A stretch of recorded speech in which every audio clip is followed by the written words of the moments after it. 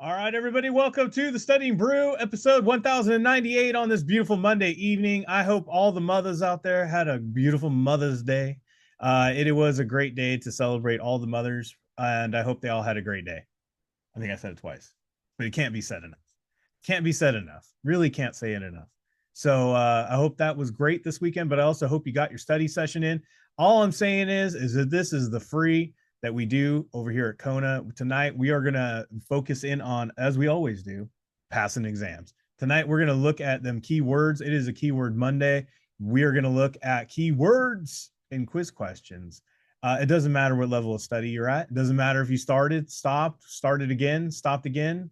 You haven't started, thinking about starting, could possibly start someday.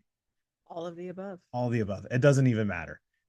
It doesn't even matter what exam we talk about tonight because it doesn't matter. We're talking about keywords in exam questions on a multiple choice that will help you get a right answer, a correct answer, specifically securities, but just so happens to be right. All right. Well, my name is Andy. I'm the guy that runs the back office over here at KonaButterflyz.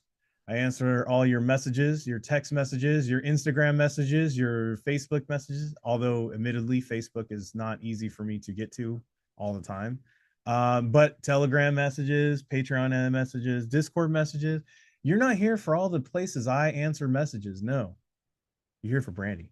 She's got her Series 6, 63, 26, 65, and her Series 7, which makes her more than qualified to teach you all the things you need to know so that way you too can get a pass notice and get a passing score on an exam. More and more, we talk about this all the time. We talk about, and we always have since the beginning of all of this, you just got to get a pass notice. That's it. It can't be that much simpler. No, you just got to get enough correct. That's it. And on Thursday, we went over asking people, how many do you think you got to get right? Percentages or number of correct. Some people didn't know that you had to get a number of correct on a NASA exam. That's a series 63 and 65. And then versus the FINRA exams where you need to get a percentage of correct to get a passing score. There's a big difference between the two. And sometimes people obsess over Q banks. They, I would probably say people obsess excessively over Q banks questions. Whether the understanding that question, Yeah. Which Q bank, Yeah. how those Q banks ask. What do you see? A lot of times somebody will say, I've been studying in Q Bank A this whole time. Why is it harder in Q Bank B? Or, or if there's just a huge disconnect from the question bank you're studying in to the exam. Or do I need to take the FINRA practice exam? Or I did take the FINRA practice exam and I didn't score so well. Or I failed the practice exam and I did great in the practice exam. Am I going to pass or fail the exam? Well, it says I have a 95% chance of passing if I pass this one quiz. I will say this. It's to me, it's like common sense, but I recognize that all of us haven't come from the same common or the sense. But or experienced the same things or done the same things. But I will say this, you can put yourself in a great position and do all the things necessary to put yourself in a position to win. Mm-hmm. But I think we can all agree that we have done things in our past, whether it's exam related, sports related, life related, that we've done things and put ourselves in positions to win, but it didn't turn out the way we thought it would.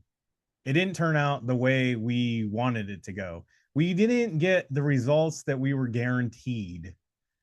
We're guaranteeing a win on Friday, playing a school that's not that good. Turns out the whole team's good at math, but not necessarily at that sport. You guys are all going to win. And then what happens? What happens? You underestimate that team. You let your guard down. You let your guard down. You didn't prepare as well as you did because you got the okay that you're going to get a win. And guess what? That school of mathematicians give you a licking, give you a good old mathematical butt kicking. And you know what? You deserved it because you underestimated it. You didn't study as hard. You didn't work as hard. You didn't put in all the extra effort. And sometimes that, my friends, is why some people don't walk away with the W when they did pass the masteries or the practice exams or whatever it is that they have. There's an uncalculable amount of different variables that could happen between you getting in your car with your cup of coffee, your matcha, whatever it is that you use, Red Bull, a quart sized Red Bull if you're brandy back in the day, to get to that exam. Who knows what happens, right? Mental things, physical things. Maybe you're not well. There's no guarantees on any of it. It doesn't matter what you scored in those Q banks. It doesn't matter what you scored in those practice exams. Does it matter that you went through a Q bank and saw questions and how they would maybe ask these questions? Yes. Is it important for you to constantly work on your stamina to get through an exam with that many questions on that particular topic? Yes, because these things are exhausting. A lot of times people focus on little scores, on little exams. I'm going to take 10 question exams all the way to exam day. How long's the exam? I don't know, 133. There's a big difference between taking 10 questions every day and 133 than when you're going to have to sit there. Can you hold your eyelids open that long? You haven't even tried. That is one of the hardest parts of these exams. I'm not even going to lie. If you tell me these exams are not boring, I'm going to say you're probably lying, or you're one in a million, because not a lot of people will agree with you. Not a lot of people will agree with that fact at all. I've been teaching this stuff for 10 years, guys. You find other things to keep yourself excited about taking yet another exam question, another exam run through. Yeah. Mainly Brandy's at the point where she just tries to beat her times. How fast can I get through this and how many can I get correct is her new game. But the main thing is that, guys, that doesn't work either. Going 10 questions at a time for something that is 133 doesn't work. It doesn't work in sports either. If you're going to go run a marathon, you wouldn't go practice by running to the mailbox back and forth and thinking you're in the same shape for a marathon. You're not ready. There's a million things that you do in your life that you know is the correct way, and then yet we fool ourselves in the wrong way because it's easier. Now, the one thing that's cool about us is that we don't just teach you the content. We're going to get you through the exam content, and we want you to do it very quickly. And then we get through into what we call quizzing and doing exam questions and exam mastery. And it doesn't really matter what exam you're taking, guys. It really doesn't matter what exam you're taking. But you got to get through the content. And I'll say we have the best content. Heck yeah. We have the best content. Yeah, we do. Randy writes our own content. We write all of our content. We do not use someone else's content and go teach it to you. Why? One, it's probably confusing. It's probably copyrighted. Probably copyrighted, but I'm not saying that people are doing that anyway, but you know, whatever. But it's besides the copyrights, besides the fact that it's confusing, three, it's not broken down into how you can just follow along and just really get through that and have an understanding of it. And then we back it up with our live sessions where Brandy actually teaches you how to apply the information, whether it's even on our mastery days, like where we show you how to like take notes, how to study it, how to raise your scores, how to like focus in on getting prepared for these exams. Look, I know I said don't focus on QBank scores, but look, if you have a 30% in any QBank, it's not a good sign. No. It means we got to do some more work on getting the content. That's what it says. Right. It does say that. I don't give guarantees on based on scores. That's what I'm trying to say. But it does have a good indication. But if you're scoring 80s and 90s, I'm not saying you're guaranteed to win either. Correct. But what I will say is that we get to look at the right things when it comes to using a QBank. What are the key words? What are the connections? So no matter what, how, or the way those questions are worded, length, however they put it, you're zeroed in on the right things, and we focus on those exam masteries and exam specific exam mastery sessions that we have.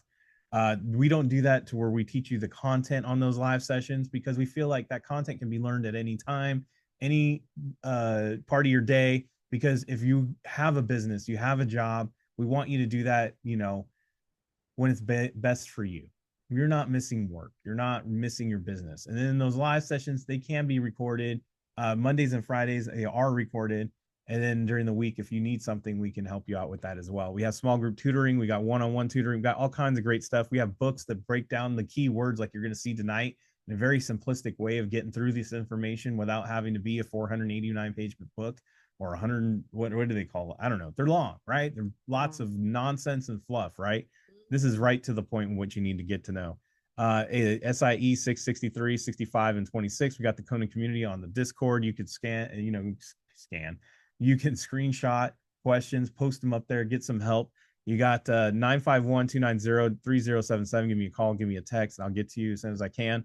And if you like, the old email way, KonaButterflyz@gmail.com. All right, scan the QR code, hit the link, join, and see how it all works, right? Yep. There's even an orientation video in there. Yep. Yes, sir. Thank you. Tomorrow we got live sessions happening for the SIE, the 6, the study hall, and the small group tutoring. You want to be in those live sessions. Those are the sessions that I was talking about. They're exam specific. Brandy goes over a specific topic. She's not necessarily teaching that topic in depth because she's more about understanding it in the way that you're going to be quizzed on it, and then even have quiz questions around it, how they might ask it, all that great stuff. We're doing that in all the different exam specific, like the 6. Then we have a study hall where you can get in there and do your quiz of your own. And you just saw some stuff in the SIE and you're like, hey, can you help me out with a quiz? Guess what? Brandy's right there. And she lets you do your quiz on your own and then answers those questions as they arise. Small group tutoring sounds exactly what it is. So be there. You got to join. So let's have that, right? Let's do it. Let's do it. All right. Let's get to the lesson of the night. Let's get into the keywords. Let's put some quiz questions up on the screen. Let's get a little taste, if you will. If this was an ice cream parlor, we're getting a taste of what we do in the member sessions and those exam mastery sessions like I was just talking about. So we're going to put some quiz questions up. I'm going to read it off. I want you to put what you think are keywords or phrases or observations, if you will. If 2 answers are the similar or they're opposite, put that in the chat. That's the most important part of this whole thing, is you being interactive with this stuff. And you might be one of those people that are like, I haven't studied yet. I haven't begun yet. I don't even know what I'm talking about with securities. Do you know what up is? Do you know what down is? Do you know that they're opposite of each other? That's what we want in the chat. We want you to notice a lot of the non-securities vocabulary, the stuff that you don't even have to study for. Just, does it sound funny to you? Does that sound correct to you? Put that in there. And then when we reveal the question, don't simply just say the answer is C. What are the keywords that led you to answer C? Why did you say that? What was the thing, the word, the phrase, the thing that was highlighted in that question to put that there? See how you line up. And then Brandy's going to see how you did at the end by she's revealing all the observations and everything that she noticed. And then we just get better at it, right? It's a great drill to play at home. Absolutely. Speaking of at home, thank you to all the people on the YouTube. Subscribe, like, share, and please, play this game at home. Yes. Get out a piece of paper right now. Right now. Okay. Pause it. Pause. Go get it. Okay. Ready? A personal interview at the nearest financial industry regulatory authority, FINRA, district office. C, the filing of a fingerprint card with the U.S. Attorney General. B, obtaining a credit report from an established credit reporting agency. A, the filing of a fingerprint card with the Securities and Exchange Commission. By the way, I go from D to A because it helps me when I read the question that I'm going linear upwards. Some people, mainly Brandy, don't do that. So Diana has some observations. A is a securities thing, right? Mm-hmm. C is U.S. Attorney General. D is FINRA. B is different. It's not actually different because it has the reporting agencies. I guess because, but they're seeing credit, not really securities. I guess that would be it if I didn't wasn't studying. I see what you said. but I get what you're trying to make. Anything you want to say? Is that it? No, that's not it. I Oh, mean, there's something that should be screaming at y'all. I got you, Diana. There you go. There we go. Fingerprint A and C. Boom, Both A and C. Good job. boom. If you said A and C, you're on the right track. Gold star for you and you. Put them on your nose. Upon application for registration as a registered representative to ensure that any criminal past might be discovered by the employing firm, the Securities Exchange Commission, SEC, requires, by the way, might be.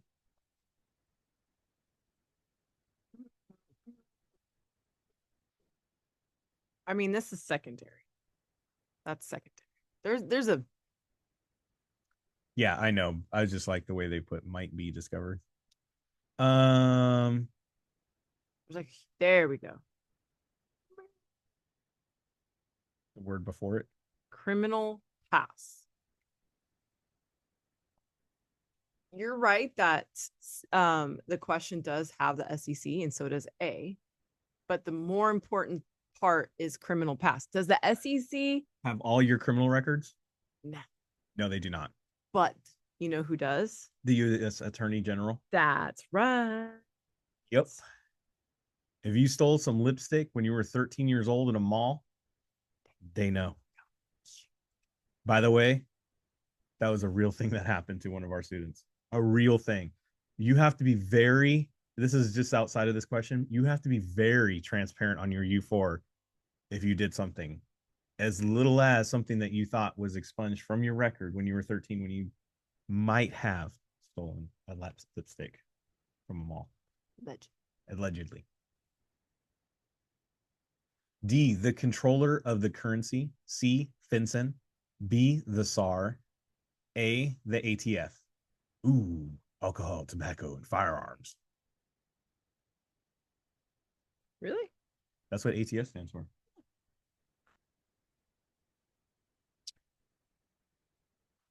Apparently, you don't travel in the same circles I do. No, we do not, babe. Okie doke. That was awkward.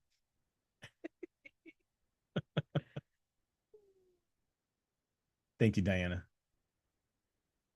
Diana and I apparently. Yeah, y'all. Y'all.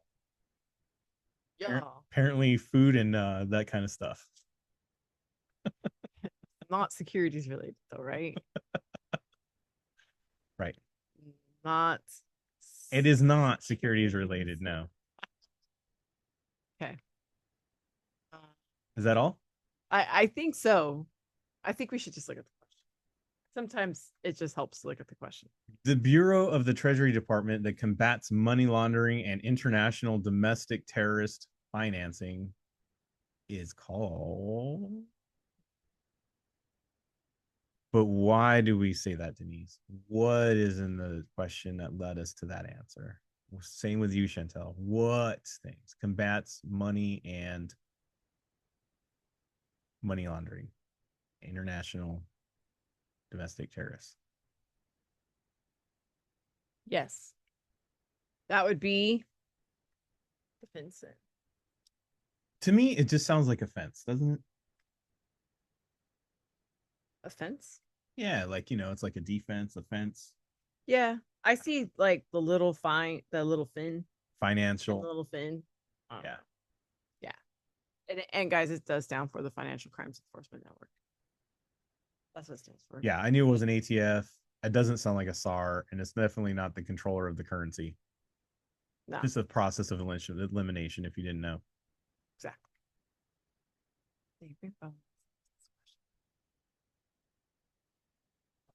That was a test question. That was a test question. D, earnings before interest, taxes, and depreciation. Yeah. And amortization. Amortization. I don't know if I say it right. I call it amortization. C, employee benefit cost. B, earnings available to common shareholders. A, inventory turnover. Inventory turnover. We go through the inventory very fast. Earnings available to common shareholders. A securities thing. Employee benefit costs. That is a business thing. I would say A and C are closely related because those are just plain old business related stuff that doesn't necessarily securities. I would assume without getting into it. And I would say B and D are more closely related. Okay, I'm with you. Or even B, C, and D, like someone just put in there. I think it's all business related. Yeah. Well, I don't know. Go ahead. It's all. Um, D has B has D has D has N and an and.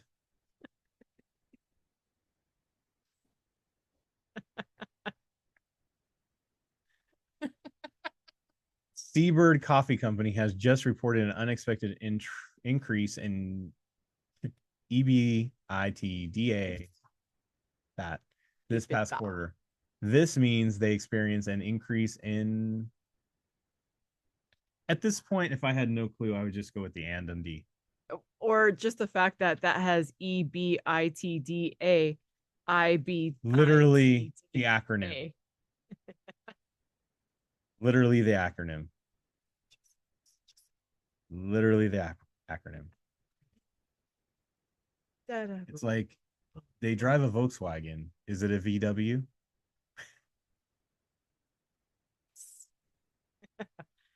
Yes. Plus, guys, B and D, they both said earnings. That weird acronym started with an E. That is Why would and it has an and. Why would you just not just click on it? That's what we're trying to do. Click on it. Click on it. Click on it. D, a principal at the firm must authorize discretion. C, the customer must authorize discretion. B, all trades must be promptly approved by the principal at the firm. A, the account must receive FINRA approval prior to the first trade. They all have must. They all have must, so that goes out the door. I tried. Do you know what I see? C makes the most sense. Okay. Because the customer always has to give discretion on how they want their money moved around, always. All trades must be properly approved by the principal. Seems taxing. I don't think that would ever happen. I don't know. Every trade, everything, all trades must be. I don't know. A principal must at the firm must authorize discretion. I wouldn't think that either. I don't know, but I'm not. I'm just going with no securities knowledge here at all.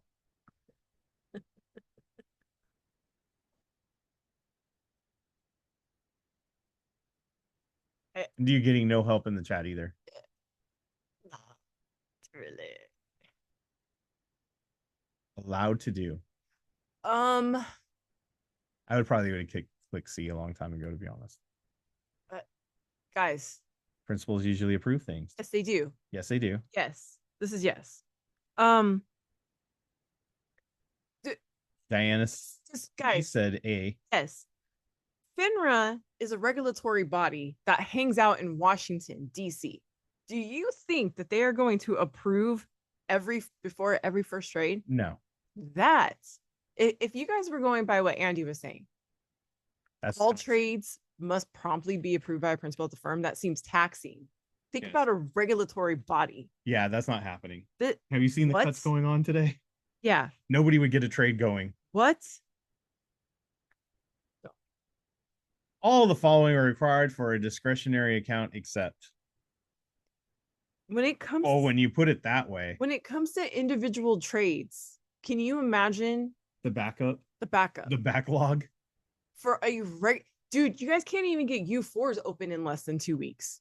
Can you imagine a trade, each trade? And you know that there's thousands of trades that happen a day, every day. Check out the DNV lately with this real ID thing. You guys were not looking at the words on the screen. I'm going to remind you of the exercise today. Okay, so the words. Maybe it's just because it's Monday and you guys are all just like tired. Maybe it was like a. I stand by what I said. The principals really crazy. No, that is what they do though. It's their job. Seems like a lot. D reversely. C subversely. B, conversely. A, inversely. I feel like somebody just wanted to use earthly. I think so. Conversely is a conversation. That's what I thought. Talking. Subversely means subliminally, right? Under the I was thinking just like a submarine. yeah.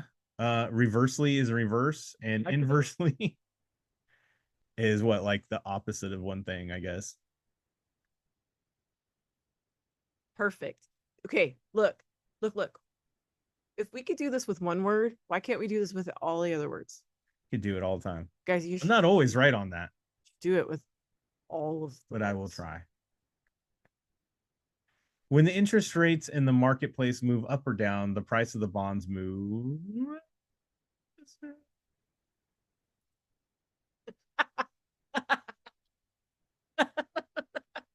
I think you like that. Yes. It was so subtle, but I heard it. Up and down. Up and down are the key words. Up and down. Those are inverse of each other. Back it up. No. We can't submarine it. We can't talk it, but we can go opposites. You like that? Yeah.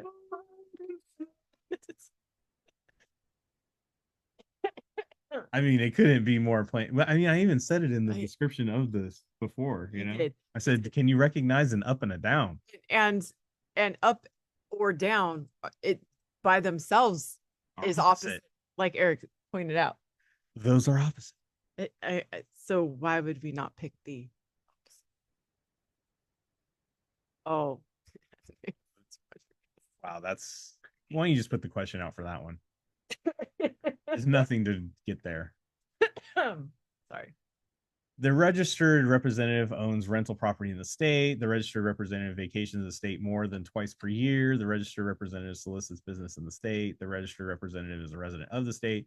Under the Uniform Securities Act, USA, state laws require that registered representatives must register in the state in which of the following circumstances. I read that very fast. I'm going to help you all out real quick. State laws. Because you made this a lot on a Keyword Monday. It's actually easy. It's actually so easy. 1, resident of the state. Boom. Okay. Now, 2. Look. B and C are removed. If you guys have to register in a state, you should probably live there. Yes. And you're probably doing business. Nobody cares about your vacations and nobody cares about your rental property. Nobody does. See, I saw this and I said, how could you not get that? This one's going to be simple if the people did their assignment and looked at the words. No, I think they care about your rental property and your vacation. Do you know how silly that sounds? People looking over your stuff, but where do they vacation? Yeah. That's what I really want to know. I hesitated on this question. I said, no, resident business, resident business, resident business. Register in the state where you live, where you have business. It's too much on one. It is too much on one day. It's too much. But I got oceanfront property in Arizona. That's a good song. That is not happening yet. I'm just saying, bring your sunblock and don't expect a lot of water when you go. All right, everybody. Thank you so much for being here. Look, did I observe some things that were wrong that made Brandy cringe? That's okay. Do you know what happens? We all do that and we all learn from it. And then we get that next level. We start to understand what she's talking about when she says, observe the words. Look at what, and then we go to the next question and it's so easy, right? You could just see it. And then the next one gets easier. It's a drill that you do. This drill that we played tonight is no more than just a drill. Do this on your own in a 10-question fashion. This is how we use Q banks. We don't necessarily master it. We use them to drill ourselves. We use them to get ourselves with our stamina. We use them to get us prepared in that way.